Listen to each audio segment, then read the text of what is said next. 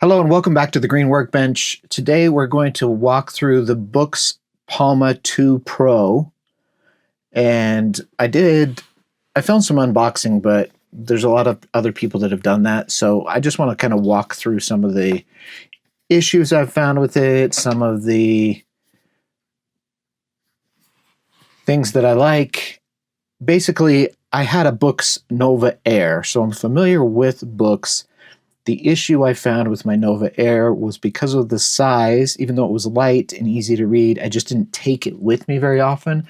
So I wanted something that fit in my hand that was more of a phone size, and which is why I'm upgrading. Now, this is a pretty expensive upgrade, to be honest, for an e-reader, but it does come with a SIM. You can install a SIM card and extra storage, so it will be, really, if you went overseas, you could just bring this device instead of your phone, use a messaging app, as long as you had another camera, because the camera on this is not going to take great pictures. So I'm going to walk through some of the things that I do with it and some of the solutions that I've come up with and some of the things I wish that Boox would change or fix. So the first thing I'm going to talk about is I got the bundle with the pen and the case. So the case has a magnet in it for MagSafe, which is nice. The Boox itself is actually nicer to hold without a case. This back is, you can hear that. It's a very rough back, so you're not going to drop it. So I actually like holding it without, but for how pricey it is, you kind of need a case to protect your investment. So this is the case that came with it. Now let's go through a couple of the features that are great on and this is why you want an e-reader rather than using your phone, is the fact that it's the e-ink. Now this is color e-ink, and I'm not quite sold on the color e-ink, to be honest. But the nice thing about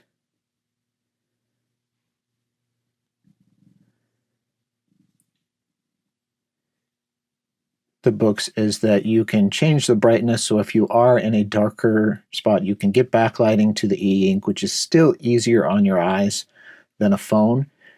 And you can also adjust the warmth. And it's built on Android, but it's its own build. And they put out their own firmware updates, but there are different modes and different things that come with it. So the native Notes app is something that I use it quite a bit. You can see I've got a bunch of notes there.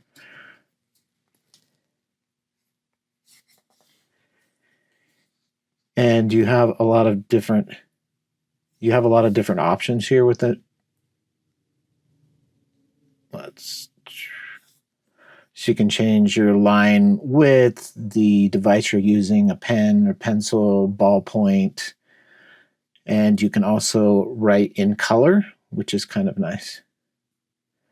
So I find it works really well.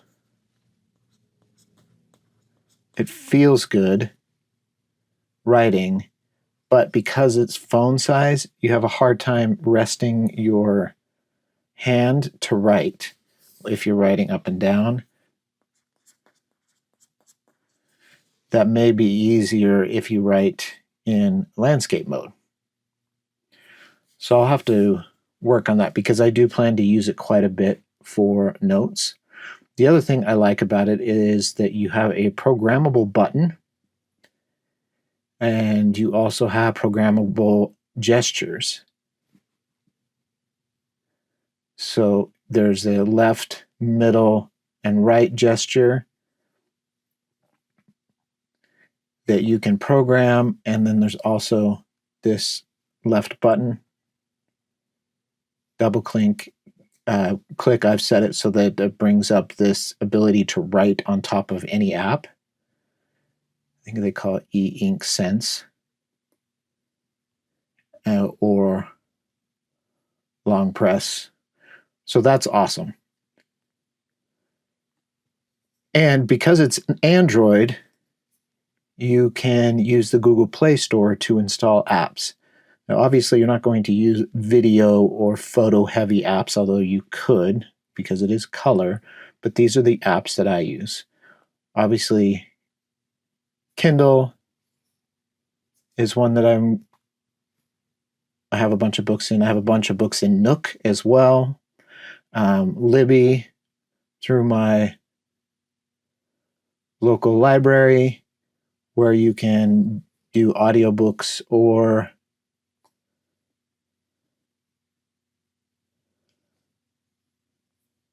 so let's go to loans.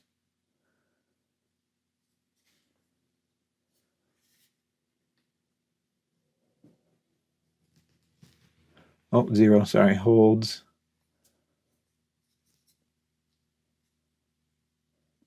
So you can listen to audiobooks or read ebooks there. I use the center swipe to get back to home. And then I have an audio bookshelf server running in my house. So that allows me to listen to audiobooks that I have at home, just backups that I've made of the audiobooks I own. So Audio Bookshelf works well on here too, using a VPN. You can also have audio apps, so Spotify, Amazon Music, whatever you use for podcasts or whatever, and it has a native music app. Another great thing about books that I like is instead of having to load books through your app, like Kindle, if you just have EPUB files or PDF files, you can push those to here just using a browser on whatever other device where those files are located. So on your computer or phone, you can connect the two devices, and it's really fast and easy to drop files on to here, or you can use the external storage to load it on. I also use it for scriptures, for reading, and then apart from the native Notes app, the Keep Notes app for Google also works really well, both typing and handwritten notes.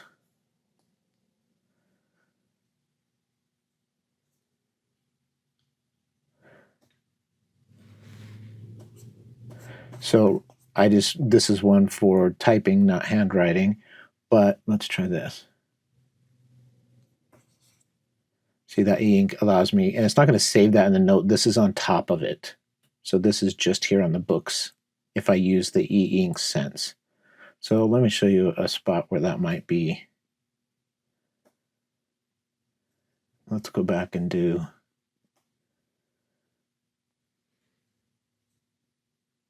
probably a drawing.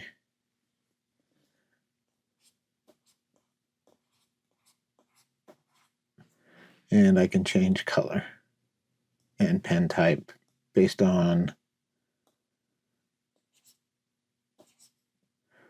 let's go with, oh.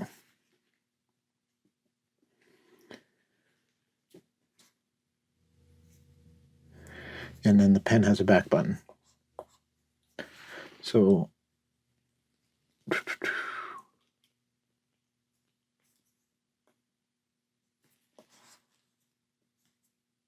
apparently doing something wrong here.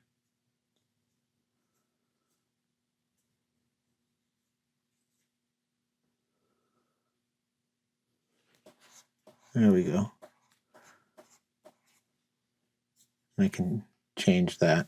Anyway, so Google Notes, the Keep Notes app, works as well. It has a built-in speaker.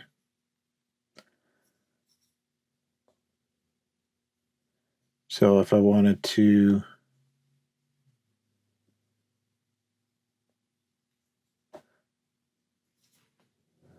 listen to this podcast.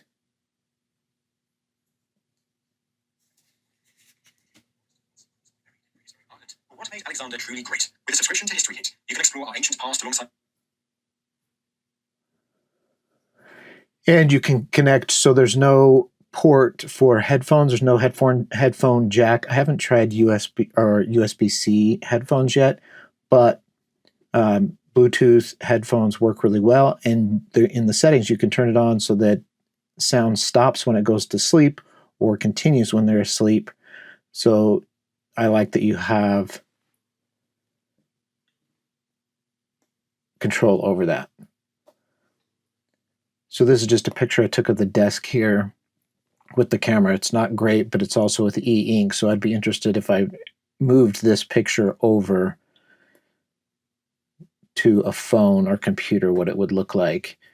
But essentially the camera is designed more for DocuScan so that you can scan documents into your device and then make notes on top of those documents using the e-ink sense, which is really nice. You can set it up so that your save screen is a clock just sitting on your desk. And if you have a MagSafe or magnet stand, it could just sit on your desk like that, which is nice. It also has a fingerprint reader on your power button to unlock the device. So it does have a lot of phone-like capabilities, apart from the fact it's just the size of the phone, which is really nice. It also has a voice recorder, so you can record notes, your calculator, and clocks, and it has its own native store. Another cool thing is this little ball is a floating, basically, shortcut menu, and you can also customize which buttons you want here.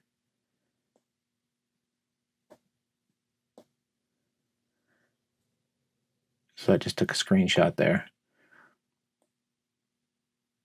But you can move that to where you need it to go. And with the SIM card, you can connect to a 5G service, or you can just connect via Wi-Fi, which is also cool. Okay, so the pen I got with the bundle, but it was extra. It's charged by USB-C. The problem with the pen, however, the pen and the case. So for this price of device, I would have expected a slightly better case. So basically, it by magnet connects to the plastic case, and then as a folio folds over and clips shut. So the pen can connect via magnet. So if it's just sitting on your desk or something, it's nice. But if you want to slide it in your pocket, what do you do with the pen? So I tried some different options. I've got this, but it's too big. This is more for an iPad, an Apple Pen. I have these magnets. Came in a multiple, so I have an extra. So this is a magnet pen holder for a book, but obviously that's not going to work because it's too thick. You have ones like these that you can stick on, so I thought of that. And then this is a rubberized stick-on, which I can slide the pen into. So it makes the profile a little bigger in your pocket, but it allows me to throw it in a pocket with the pen still connected if I want, or take the pen out and not use it. The downside of using this, even though it keeps the pen secure, is if I'm reading for a long time and I open it, right, it won't close all the way, so I essentially have to disconnect. And I'll see how that goes. I just put this on recently. I don't know if the pros outweigh the cons. So for a device this expensive, in the future, I would argue that Boox should have created, if I put something in this folio, even if it was just a little band here, that allowed you to keep the pen, because they are trying to get you to buy it. They want you to buy the pen, so they should have included a way to store the pen with the device, and they didn't do that. So that's probably my biggest complaint so far with the device. But otherwise, I'm really liking it. It's working really well, and maybe I'll do an updated video after I've used it for a while to see if the smaller form factor causes more issues or solves the problems I was hoping it would solve. So that's the Boox Palma 2 Pro. If you have any questions, let me know, and I'll catch you next time on the Green Workbench.